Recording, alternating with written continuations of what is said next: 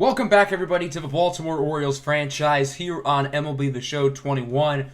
We've got some playoff baseball today, and we have been waiting to get back into the postseason after going one and done last year, losing in 4 games in the ALDS to our rival Toronto Blue Jays. And here we are, back in it against the Los Angeles Angels. We finished with the tied for best record in baseball this year at 103-59. It's been a very successful season for our Baltimore Orioles, but we have a very tough matchup in the first round. The Angels finished with the 3rd best record in baseball. We'll talk about them a little bit more in just a moment as we go through the rest of the standings. Now, part of the playoffs is formulating our postseason roster. You have to have 26 players on the team, and there were some changes I made. For example, like, why are players like Tristan McKenzie, Mountcastle, Brooks, Kerstead, why are they in AAA? They were on the Major League roster all year. I don't really know why the game sent them down. So we're going to bring them back up as they belong, and then we're going to send a few players down back to the minor leagues who I don't think are going to be major contributors for us here in the postseason.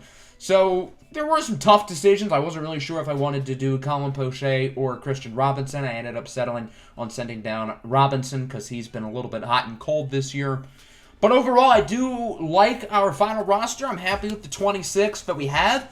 And the lineup and rotations are going to be pretty similar to what we have throughout the regular season. So there aren't really many major differences to the team at the moment. And obviously, as the postseason goes along, maybe we will make some changes based on who's hot and who's not, and we can always change the postseason roster after each round, assuming we move on, which after last year, we certainly can't assume. So let's now talk about our opponent, the Los Angeles Angels, who went 99-63, finished with the 3rd best record in baseball, and 2 years in a row, we've gotten the 1 seed in our conference, and we've played a really good team in the first round. We've gotten bad luck with having to face good wildcard teams. The Angels are led by Anthony Rendon and Mike Trout, who are 2 of the best players in the game. They also have a nasty pitching staff with Lucas Giolito, Griffin Canning, who won the AL Cy Young, and Lucas Giolito at the top, along with Tyler Glasnow and Sandy Alcantara. That is a dangerous starting 5. If you thought our rotation was good, that rotation is even better. The Angels are the 3rd ranked team in the entire game, which to put in perspective, we are 6th. So technically they're better than us as we hop into this first game here against the Los Angeles Angels. There are some fun storylines I'd like to mention, particularly when it comes to the Cy Young. So Griffin Canning won. You know who finished 2nd? Shane Bieber on our team. You know who's pitching in this game? Griffin Canning and Shane Bieber, the 2 statistically best pitchers in the American League. Even though Canning won the award, Shane Bieber's numbers were better. He had a lower ERA, lower whip, more strikeouts, he allowed less base runners. I'm not really sure why it went to Canning. I thought they were more deserving pitchers in the American League, even more deserving than Bieber, but who knows? MLB The Show is just not the smartest sometimes. As we get into Game 1 of the ALDS here at Camden Yards, the Orioles do have home field advantage throughout the entire playoffs, as they are obviously the number 1 seed. They have a better record than the 1 seed in the National League. So if the Orioles go to the World Series, they would have home field advantage. So currently, the playoffs run through Baltimore. That's what we said last year, and the Orioles lost in 4 games in the first round. But things look to be different today. I think this team has a chip on their shoulder. I think Shane Bieber's a little chip on his shoulder after losing the Cy Young to Griffin Canning, the other starting pitcher today. So I certainly feel like this team is hungry after last year. As we take a look at the postseason bracket, the Astros won Game 1 against Detroit, and then in the National League, the Braves and Diamondbacks are dominating their series as they lead 2-0. The starting lineups, regulars for both sides. The Orioles don't really have to start any of their backups because everyone's on multiple days rest, which could be a bad thing. In baseball, rest isn't always good. So here is Shane Bieber coming off a very solid season, his first as a Baltimore Oriole, and as I said earlier, he does have a little chip on his shoulder, of course facing off against Griffin Canning, the only pitcher to finish higher than him in the Cy Young voting. So here's Edgar Feliz leading off, hits it into center field, and Bowman is unable to make the catch. Feliz is just a rookie, and if you combine the regular season and the postseason, this is just his 10th Major League game. And he's hitting the leadoff in a playoff game. Remarkable stuff. Lourdes Gurriel Jr. now up, grounds right into a double play. Great defense there from the Oriole infield, a 3-6-3 double play.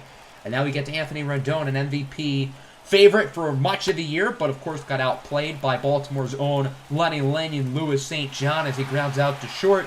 Good play by Ryan Mountcastle. A pretty good inning number 1 for Shane Bieber and company as we take a look at the American League Cy Young winner, Griffin Canning, who had a very solid season here for the Angels. Again, his numbers were not as good as Bieber, but the voters might have, been on something. We'll leave it at that.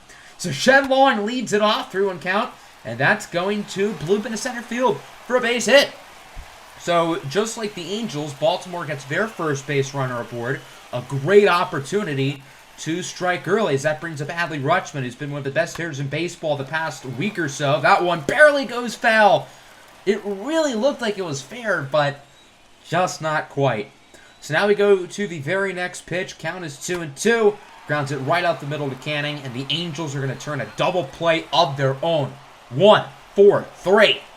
Good work there from the Los Angeles infield. As we go to the top of the second, Mike Trout, the best player in baseball, one of the greatest of all time, hits a single into right field. Now, Mike Trout has won a World Series in this series. The Angels won it all the way back in Season 2. So Mike Trout does have a ring, if anyone's questioning that. But he doesn't have the speed to outrun Adley Rutschman as he guns him down going to second base.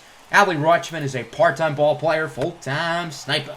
Jesse Winker, now the following batter, hits a single into left center field. So of Los Angeles' first 5 batters, 3 of them have gotten base hits. The only problem is the Angels just have not been able to keep their runners on base, and that continues here as Jared Walsh grounds into a 6-4-3 double play. All 3 innings so far have had double plays from both defenses. The Angels have gotten 3 hits, and they've all been out in some form or another. So now we go to the bottom of the second. Ryan Mountcastle up with 2 away, hits this one into the gap out in right center. That one will drop fair off the wall. That'll be a 2-out double for Ryan Mountcastle, who of course did not get to play in the playoffs last year with his torn MCL, so this is his first time since Season 3 in the postseason. That'll now bring up Carmen Sixto, runner in scoring position. He draws a walk. Good at bat for Sixto, and now Baltimore is 2 aboard. A huge at bat here for Heston Kjerstad to break this game wide open early on. Count is full. 2-1, 2 out. Pitch from Canning, swinging to miss. Kjerstad goes down on the fastball. That pitch went right down the pike. I think Kjerstad wanted to bomb that one, but instead he gets it bombed right by him. So both pitchers have allowed quite a few base runners, but neither have allowed any scores yet. But Los Angeles looks to change that here in the third as that one goes off the wall for a double. And the Angels now have a runner in scoring position. That's Brandon Marsh, the young outfielder, with the double. And a prime opportunity for Sean Murphy to drive them in, the catcher, and it looks like he might do exactly that. Singling into center field. Xavier Bowman going to try to throw it to the cutoff man, so he doesn't even send it home. Run scores, and we finally have runs. It's the Angels on the board off of the RBI single by Sean Murphy as it's now 1-0. That'll bring up Edgar Feliz. 3-1 pitch, looks at the low cutter. Even though this kid is in his 10th game, he's clearly a rookie who plays like a vet. He's already reached base twice today. Anthony Rendon now up with 2 outs, grounds into short. Mountcastle flips it over to second. So good on the Orioles for getting out of another jam, but not a great inning for them as they do allow the first run of the game. We go into the bottom of the third now. The inside fastball gets Xavier Bowman to strike out swinging. Another nice pitch there from Griffin Canning. 2 away for the catcher, Adley Rutschman. Count is 1-2, and he's going to bloop this one down the first base line. Canning picks it up, gets the throw to first. And thus far, Griffin Canning has proven to be deserving of the AL Cy Young through 3 innings. He has been really impressive up to this point as the Angels lead 1-0. Into the 4th inning, Mike Trout leads it off. He's going to hit a single into right field, so the Angels start the inning with a runner aboard, and Los Angeles continues to get hits off of Shane Bieber early and often in this game. The Los Angeles lineup, although they're not doing well with runners on base, they've done a good job of getting runners on. But, again, once they get a guy on, it seems like they get him immediately out. Jesse Winker grounds into a double play. The Orioles infield has, I think, forced 3 double plays here in the first 4 innings of this game, and then Jared Walsh strikes out. Even though Shane Bieber's allowed a lot of hits, I still feel like he's done a good job, and his pitch count is barely above 50. It's quite low through 4 innings, so if all goes well, he should probably pitch another 3 or 4 more. Here's your AL MVP, Louis St. John, with 1 away. Grounds it to short. What a play by Walsh to dive and make the play. So far, Baltimore's 2 MVP candidates, St. John and Lenny Ling, are a combined 0 for 4 on the day. Neither of them look like MVP candidates as we go to the 5th. Brandon Marsh hits that one to 3rd. What a grab by the former Angel, Nick Castellanos, who was a big part in helping them win the World Series a few years back. Also won an MVP with the Angels before leaving for Baltimore. As Sean Murphy with 2 away hits this one nicely into right field. That'll go for extra bases. Murphy is now 2 for 2 on the day, as that one will be a double. So the Angels have a runner in scoring position and another opportunity to do some more damage, as that'll bring up the young rookie, Edgar Feliz. He singles this one up the middle. Bowman is going to try to send this one home. The throw is not in time and off the mark. An RBI single for Edgar Feliz, who has reached base on all 3 of his at-bats today, and it's out 2-0, but the hits won't stop coming. Lourdes Gurriel Jr. now singles in right field, so the Angels have gotten 3 straight batters aboard. You know who the next 2 up are? Rendon and Trout, and that starts with Rendon. He grounds it to the pitcher. Shane Bieber will make the throw to first in time. Another shaky inning, though, from Shane Bieber, just allowing too many hits. And through 5 innings, his day could be coming to a close. We'll see if the Orioles make a pitching change. Into the bottom of the 5th, 2 away for Kjerstad, who hits this one high, deep, into left center field. Back at the track, at the wall, it's caught. And through 5 innings, the Orioles have a big old goose egg on the scoreboard. The offense has got nothing going. No hits since the 2nd inning. So indeed, Baltimore does make a pitching change. Jonathan Hernandez will check in for the O's. Had a great regular season. Was a great pickup at the trade deadline from Texas. As Mike Trout grounds it to first. Good play by the defense. Trout was 2 for 2 earlier on Bieber, so maybe the pitching change will prove to be a good sign. I don't know. That'll bring up Jesse Winker now, and he beats the shift perfectly. That's the problem with analytics. Sometimes it comes back to bite you in the butt, and that's exactly what it does here for the Orioles. It's a 1-out double for Jesse Winker. 2 away now. That'll bring up Jorge Polanco. Winker has advanced to 3rd as this one is hit high and pretty deep in right field. Chased after by Heston Kjerstad, who will come in and make the catch. So a solid inning out of the bullpen there by Hernandez. Only allows 1 hit, no runs, as the score remains 2-0. And we'll see if Baltimore can finally get some offense going, because it has been dreadful. No base hits since the 2nd inning. I don't think they've gotten a base runner since the 2nd inning, but that might have just changed right here. A bomb by Shed Long, and that baby's gone. A solo shot for Shed Long, a 417-foot nuke, and that'll put the Baltimore Orioles finally on the board. It took them nearly 6 full innings, but they have done it, and they're only down by 1. With the Angels' inability to score runners on base, the Orioles are still well in this game. That'll bring up Adley Rutschman now. It's a quiet day so far, but he's going to rip this one up the middle, nearly hit Canning in the face, and that'll be a double for Rutschman. And now the Orioles offense is starting to turn the Jets. They've gotten the same amount of hits in the last 2 at-bats that they've gotten in the entire game before those last 2 at-bats. The next 3 up are Lynn, St. John, and Castellanos, the 3 best hitters in this rotation, so you think they have to drive in another run here. But Lenny Lynn goes down looking. That pitch was a meatball right down the middle. I don't know why he didn't swing at it. And that brings up the MVP. Louis St. John is at a quiet game so far. Count is 2-2. 2 away. Runner on second. And he's going to jam this one up. Fooled by the inside fastball. So Griffin Canning does allow another run, but he has gotten Baltimore's best offensive players to really struggle. Castellanos 0 for 2. Linian St. John 0 for 3. As we go into the 7th, Cosmo Cruz is in, the rookie, making his first postseason appearance. For not showing his stats here, I do want to let you guys see them real quick, because they are some damn good numbers. I don't think we talked about Cosmo Cruz enough this year, because he was, quite frankly, phenomenal as a rookie. However, his day does not start off all that well. Brandon Marsh singles into center field, and the Angels' offense continues to rip base hits like it's nothing. That'll bring up Sean Murphy, trying to get his 3rd base knock of the day, as that goes into right. Off the wall. A double for Murphy. An awful throw by Kjerstad. But luckily the Orioles do have Mountcastle, who gets to it before a run scores. So now we have runners in scoring position. Nobody out for Feliz, who hits this one high and deep into center field. This one reaches the warning track and caught by Bowman. Runner's going to tag up, but look at this. So the cutoff man, Mountcastle, completely misses the throw. Rutschman has to get it, but nobody's covering home plate. And the other run scores. What the hell was that? You cannot have these defensive blunders in the playoffs. I think all the blame here belongs to Cosmo Cruz. He's just chilling at the 3rd base line. What is he doing? Once Ryan Mountcastle completely missed the throw, That's not Adley Rutschman's job to go get it. That's Cosmo Cruz's. Rutschman sees Cruz does nothing, so Rutschman is forced to get it, leaving home plate wide open. And after that, just disaster of a play from Cosmo Cruz. He's going to be taken out of the game. Julian Starnes will come in to replace him. Just an awful mental error there off of a bad throw by Mountcastle. So bad defense and, a bad mistake by Cosmo. Julian Starnes with 2 away will allow a base hit here down the line by Anthony Rendon. It'll be a double. So no matter who's pitching, whether it's Bieber, Hernandez, Cruz, or Starnes, the Angels are just going to get base hits like it's nothing. This lineup is unbelievably good.